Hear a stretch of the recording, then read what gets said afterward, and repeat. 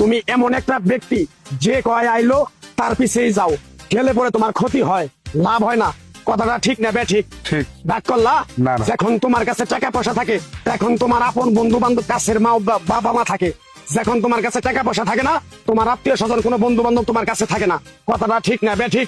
ঠিক। রাগ করলা? না, না। এই কথাগুলো আগে পিছনে কোনদিন বলছিলা? না। তুমি মানুষের পিছনে যায় হাজার হাজার টাকা পয়সা নষ্ট করো, তোমার পিছনে এসে কেউ 10টা টাকা ক্ষতি করে না।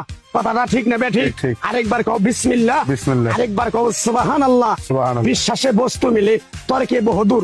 তোমার যে কথাগুলো বলছি সত্য বলছি না মিথ্যা বলছি? সত্য। তুমি এমন একটা ব্যক্তি, মানুষের দুঃখ কষ্ট দেখতে পারো না, তার পাশে যাই দাঁড়াও, তারা এসে তোমার পিছন থেকে ক্ষতি করার জন্য ঘুরে। কথাটা ঠিক না বে ঠিক? ঠিক। রাগ করলা? না। কিছুদিন আগে একটা বিপদে পড়ছিলা, অনেক বন্ধু বান্ধবের কাছে 10, 20, 50 হাজার টাকা হাওলা চাইছো, তারা তো ফোন করেই নাই, তোমার সাথে এখন যোগাযোগ বন্ধ করে দিছে। কথাটা ঠিক না বে ঠিক? ঠিক, ঠিক। রাগ করলা? না, না। এই তাবিজ গাছ গাছরা দিয়া কারো কাছে টাকা পয়সা নিয়ে খাই না, তোর কাছ থেকে সামান্য কিছু টাকা নিয়ে আমি একসঙ্গে হোটেলে খামু, দিতে পারবি? পারবো। পারবি? পারবো। হাইট লাগবো না, তোর মনটা খুবই বড়। কেউ 50 টাকা চাইলে তার 5,000 টাকা দিয়ে দেস। কথাটা কি করছি বুঝতে পারছ? জি। আরেকবার কবি বিসমিল্লাহ। বিসমিল্লাহ। বিসমিল্লাহ বলার সাথে সাথে তুই আমারে 500 টাকা দিবি, তোর এক টুকরা গাছ দিয়ে যাবো।